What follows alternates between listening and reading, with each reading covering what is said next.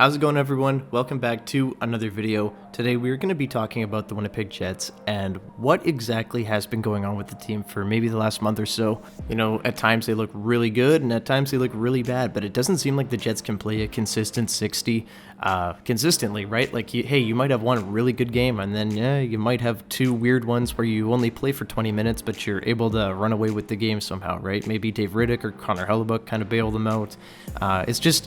That's kind of what I'm talking about. And there are some things on this team that I do think need to change if the Jets are going to be successful going forward. And the most important thing that the Jets are going to need to change is Nick Ehlers' ice time. Nick Ehlers last night against the Columbus Blue Jackets played the 8th most ice time among forwards. That just can't be the case when you have Nick out there. He needs to be, at the very lowest, the 4th if he's having a bad game, but he should be out there way more than he is. He's already been demoted to the second power play unit, and that power play unit this season has not been good for the Winnipeg Jets, the second unit anyway. So Blake Wheeler goes from the second unit to the top unit, and then all of a sudden the Jets can't score in a 5-on-3. The Jets had 5 3-on-3 opportunities against the Blue Jackets, and they converted on absolutely 0 of them. The Jets went 1 for 7 on the power play against the league's worst team. I don't know how else to say it, guys, but it was pretty brutal to watch. And I'm just sitting there thinking, like, hey, maybe if you had Nikolai Ehlers out there for more than 25 seconds, maybe you'd be able to, enter a zone. The Jets were having trouble entering zones. They were having trouble setting up. And it doesn't help when you have Jonas Korpisalo playing like a god either, right? So when you put all that together, you end up with a 1 for 7 power play, 0 for 3 on the 5-on-3s. That just cannot be the case. And when the power play consistently is not working, you probably have to look at maybe changing it up. And Rick Bowness just didn't do that. And I'm not saying that Nikolai Ehlers is going to, change the whole complexion of the team, but when you have Ehlers out there over a guy like, Saku Manalainen or Kevin Stenlund, it goes a long way, right? There's obviously a wide gap between talent within those kind of players, right? Nick Ehlers is arguably one of the Jets' best forwards. I think he's their second best forward all around, and, you can do your own research into that and, figure that out. But Ehlers is one of the best Jets. He just does not get the ice time. But that does need to change going forward, and it does appear that the power play will be changing, as Rick Bowness says here that he was not happy with how it went down, and I hope he's not. 1 for 7 is not good, so it does look like the power play will change. Hopefully Ehlers is back on power play 1. He really does change the complexion of the power play. Like, he's just so fast, he's so crafty, he can enter a zone by himself, like, and just set up, and that is so valuable on the power play. And when you don't have that, when you substitute that for Wheeler, who struggles to skate sometimes, you see what happens. But that takes me to another thing here that's really been bothering me, staying on the topic of power play. We're going to go to the penalty kill. The penalty kill has been fantastic. And, on paper, the Jets are one of the teams that take the least penalties. However, as of late, it really feels like they have been taking a lot more penalties than they were earlier on in the season. And it just, I don't know. Just the discipline isn't there. Rick Bowness mentioned it. He is very upset with the team's discipline. You have to be upset with Pierre-Luc Dubois and the number of penalties that he's taking. In the Seattle game, he went over, crunched Vince Dunn way behind the play. Seattle was going up ice. They were just about to enter the Jets zone, and he's back there hitting Dunn in, Dunn's defensive zone. That just can't happen. You can't be doing that. It's going to be 2 minutes every time, and you're totally destroying your team's flow. That just cannot happen. There's just so many stupid penalties, just weird high sticks, just being stupid out there. That's all I can, really say about it. It's totally unnecessary and selfish, and that does need to change big time. The Jets were shorthanded 5 times against the Columbus Blue Jackets, and ultimately that's how Columbus won. Patrick Laine scored. That ended up tying the game, and the Jets had all the momentum before that point, and after that, Columbus just took over. The Jets were on their heels for a lot of the game, and just could not get back into it, could not score, despite having all of those power plays.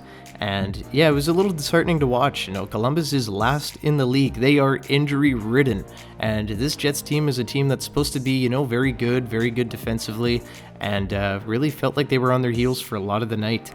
And that's just something that, when you take penalties, you're putting your team at a disadvantage, and hopefully the Jets start staying out of the box a little bit more often, because it is starting to get a little bit noticeable now. I really like how Rick Bowness, coaches his team and everything. I'm a big Rick Bowness guy.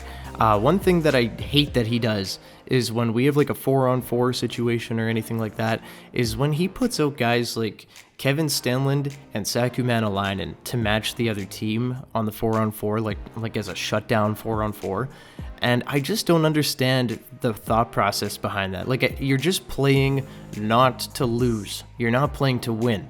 So, I don't know. Like, why would you do that? Why wouldn't you put out your big guys to go out there, try to get back in this game? I believe when they were 4-on-4, the Jets were down 2-1. Maybe they weren't. Maybe that's a lie. I'm not sure. But even in a tie game, you need to be going out there and scoring. It's not like you have a 3-goal lead and you're just trying to, clamp it down. You're in a tie game, Rick. You need to go out there and score some more goals. You need to put this game to bed. And he just didn't do that. Saku Manalainen and Kevin Stenlund would probably be the last two people I would put on the ice in a 4-on-4 situation with all that room. You know who would look really good on the ice during a 4-on-4 with all that space? Nikolai Ehlers. Kyle Connor, Mark Scheifele, Pierre-Luc Dubois, anybody but those two guys, Kevin Stenlund and Saku Manalainen. 4-on-4, forget about defense, man. You got all that room. Go score some goals. Go try to win the game. Don't just sit back and be content. And in the 3-on-3 overtime with the Kraken on Tuesday night, what did they do? They sent out, Blake Wheeler and Mark Scheifele, and then I believe it was Dubois and Connor. And then for about 25 seconds of the overtime, it was Lowry and Ehlers. Like, what are we doing? Why is Nick Ehlers not in those top two units, right? Like, I know, okay, you can say whatever. Oh, one player doesn't change the game that much. Nick Ehlers does. He's good, man. And I think he brings a lot more in overtime than Blake Wheeler does, speed-wise. Nick Ehlers is a game changer. He's going to create space, and with all that open space, he's going to do something with it. We've seen it before. He is so electric.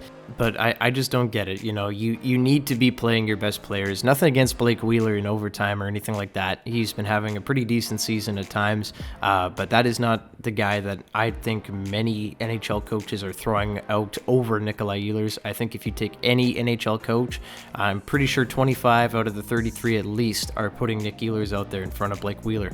Last thing that I want to talk about today is Neil Pionk, and we've talked about Neil Pionk not being good before, but wow, is he not good. He kind of just threw that game away against Columbus, just running around in the defensive zone, had the puck, and turned it over. Kent Johnson goes, and he scores. Columbus, would go on to win that game. That was the game-winning goal. Hey, Pionk has not been great all season long, but it has gotten to a point now where it is very bad. I'm not saying, hey, trade the guy, even though if the Jets did that, I don't think I'd be too upset about it. But he does need to have his minutes sheltered quite a bit. And him with Morrissey, it's fine, I guess, but he is just such a boat anchor, and I'm scared that it's going to turn into how, Josh Morrissey was with Tucker Poolman, where Josh Morrissey had to put out all of Poolman's fires, and, whoever he played with, Sammy Niku, Jordy Ben, just having to play pretty much two defensive spots because his partner is useless defensively, right? I think that Josh played so well with Dylan DeMello for pretty much all of this season. I don't really know why you'd break that up at this point. I think that Pionk would serve such a better purpose, maybe on a third pair and sheltered a little bit, because just one thing that I don't understand is how Pionk can go out there, play 20 minutes plus a night, play like absolute dog shit, and then is right back in the lineup again. Because if a guy like Heinola or a guy like Sandberg or a guy like Stanley does that, they're benched. They're up in the press box next game. And I think it's just unfair to those guys. And, obviously there's going to be people saying, oh, well, they're young, they have to learn. Yeah, but also, hey, if your guy is consistently not playing good, I don't care how much money he makes, maybe sit him for a game. I don't know. Maybe send a message. You're sending messages to your forwards by, putting them on the fourth line all season. Like when they're having a bad game, you'll see the blender come out. Pierre-Luc Dubois will be on the fourth line.